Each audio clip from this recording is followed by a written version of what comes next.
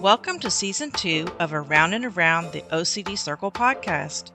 My name is Elizabeth, and I have been living with obsessive-compulsive disorder for over 60 years. I am not a therapist or a medical professional. Each week, I will document my struggles and successes while having OCD. I will also speak with ordinary people, just like yourself, from around the globe, who have graciously agreed to share their OCD stories with you. I feel certain you will relate to some or all of their experiences. If at any time you feel like hurting yourself or ending your life, please call the 988 Suicide and Crisis Lifeline by dialing 988 if you are in the United States. It is open 24 hours a day, and you will be connected with the nearest crisis center to receive immediate counseling and local mental health referrals. Now, on to today's episode.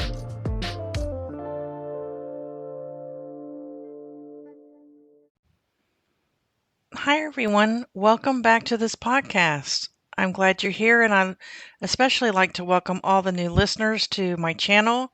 The channel is growing. I appreciate it. I appreciate all of you who have shared this podcast with others. And I'd like to do a special shout out to Sammy, who left me a nice comment saying how much this podcast has helped him.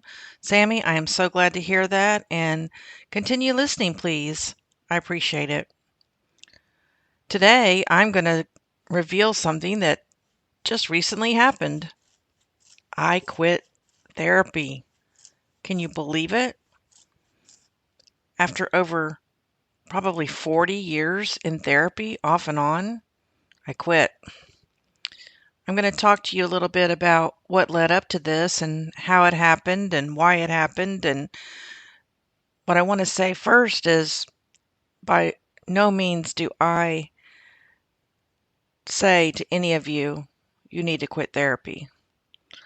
Therapy has been the best thing I've ever done in my life. It literally kept me alive at one point. And who knows, I may go back eventually. So no, I do not advocate that you quit therapy. I just want to talk about this, get this out there, record it, because this podcast is for you, but it's also a place for me to document my OCD journey. So I'm just going to sit here and talk for a few minutes. So just a kind of a backstory. When I was in my early 20s, I was in a therapy group for childhood trauma. Had nothing to do with OCD. This is before I knew that I had OCD. This is actually before OCD reared its big head and was full blown in my 30s. And so I was going to this therapy group, and someone mentioned that they were involved in therapy with this individual and that she had helped them so much. And so I thought, maybe I should try counseling. We called it counseling back then. So I called this woman up and I met with her and I liked her and I stayed with her for 11 years. She was a wonderful person. She was sweet. She was kind. She mostly agreed with me a lot. She vindicated me. We worked for probably 3 or 4 years or more, actually, on the childhood trauma. And I worked my way through it with her help, and I'm very appreciative of that. But then when I was 32 years old and I had a 2-year-old, that's when the OCD went full blown. And that's when I was at a loss as to what was happening. And so I was still in therapy with this woman, and, I was telling her, I'm obsessed with this person, and I don't know why. And she couldn't help me. She had no clue what I had. She had no clue about OCD, obviously. And so basically, I would go in. There were times that I would actually go into the counseling session, sit down for 1 hour in total silence, pay her to sit there and do absolutely nothing. Because as a young mom with a toddler and a career and a house to run, if you've ever been in that position, all I wanted was 1 hour of total silence. And I paid her for that. I got what I paid for. I got peace and quiet for 1 hour. As time went on and the OCD got worse and worse, and I was thinking about quitting my job over it, I decided that this was not the place for me. I just wasn't feeling like I was challenged. I was leaving feeling good about myself, but I didn't have any answers. And so I quit. Every once in a while, I meet her at a cafe or a Wendy's hamburger place, and we do therapy over lunch, but not very often. Then I switched to another therapist, and I think I was only with her for about 6 months. She happened to be a Christian, and I was a Christian at the time, and I wouldn't consider it Christian counseling, but at least when I had questions that involved my religion, she could answer with her knowledge of her beliefs and, what she thought I should do. And I can't tell you why I quit with her. I think she might have moved to a different center or something, and, she wasn't available anymore to me. So then I had no therapy for I'd say probably 10 years maybe. I haven't really looked it up.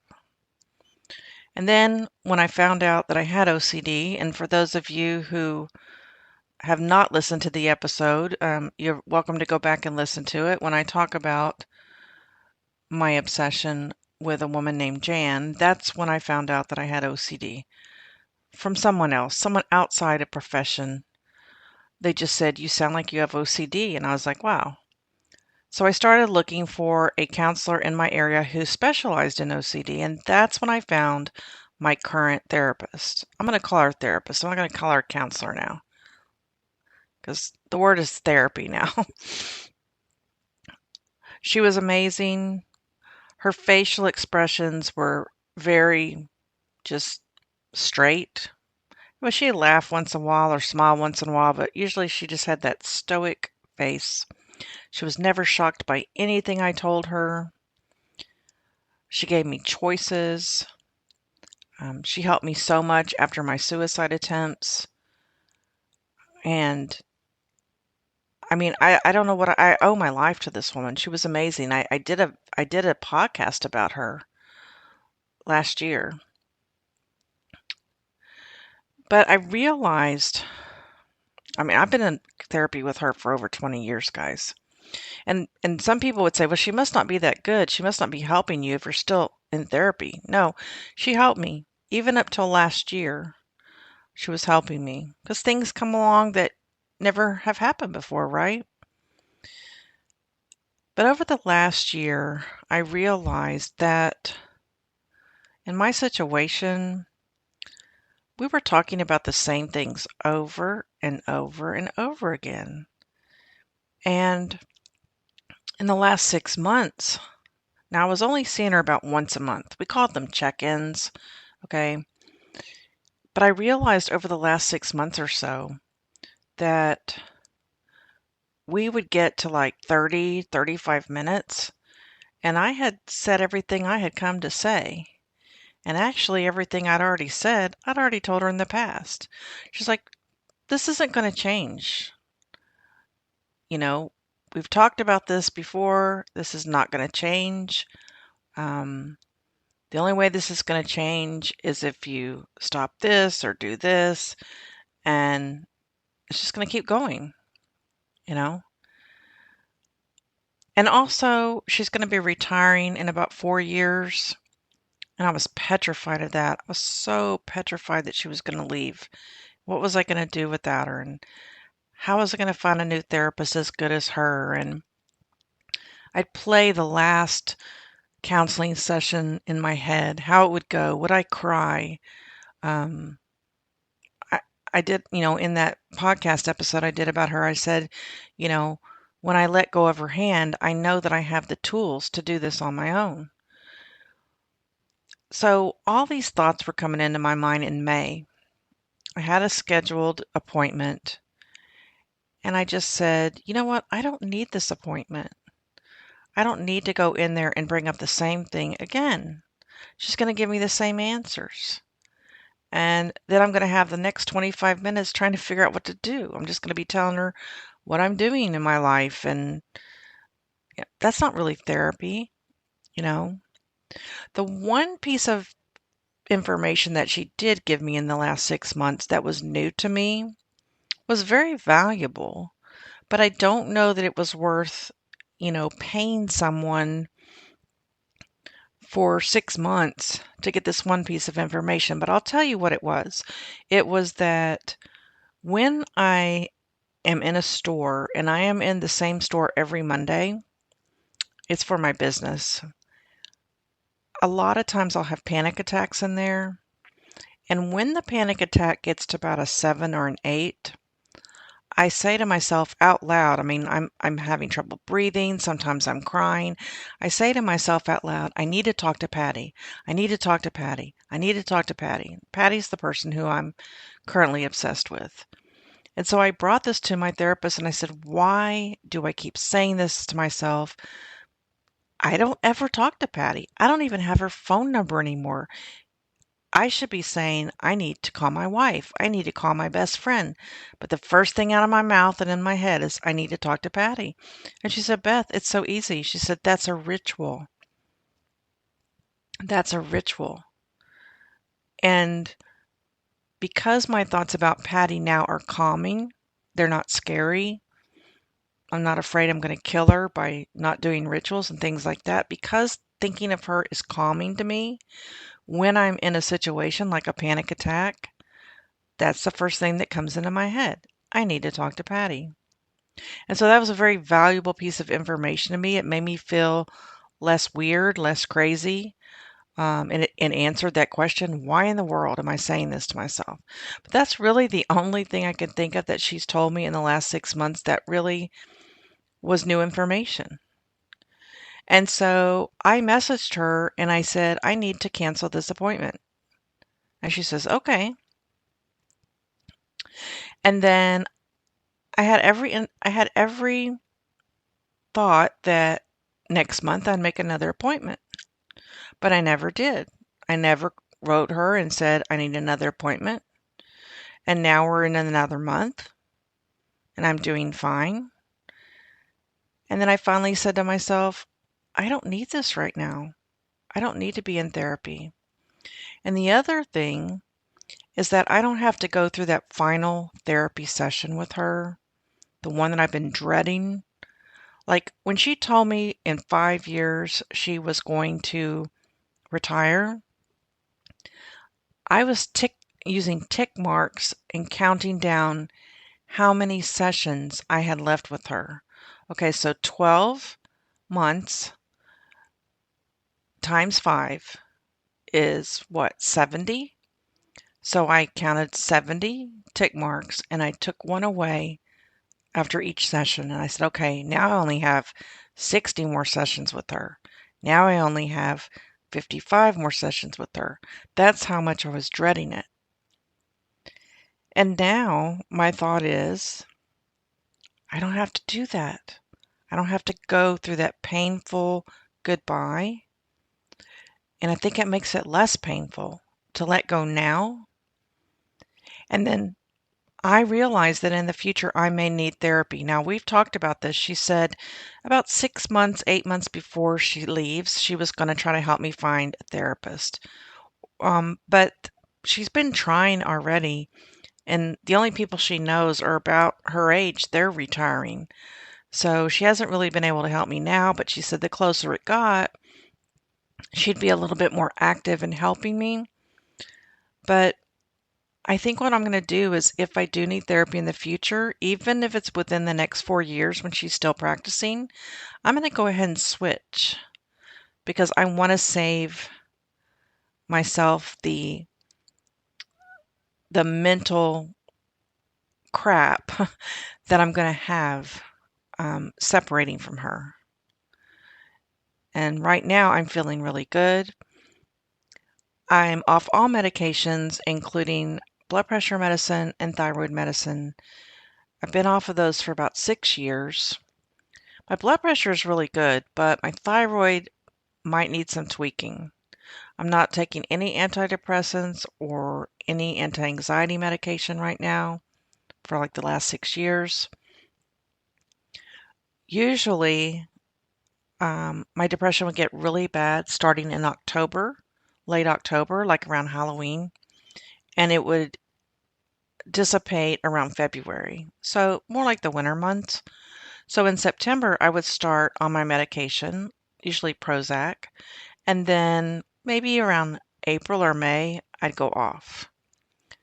When I took it away, the very first season was really, really rough. And I remember saying, man, I should have gotten on that medicine.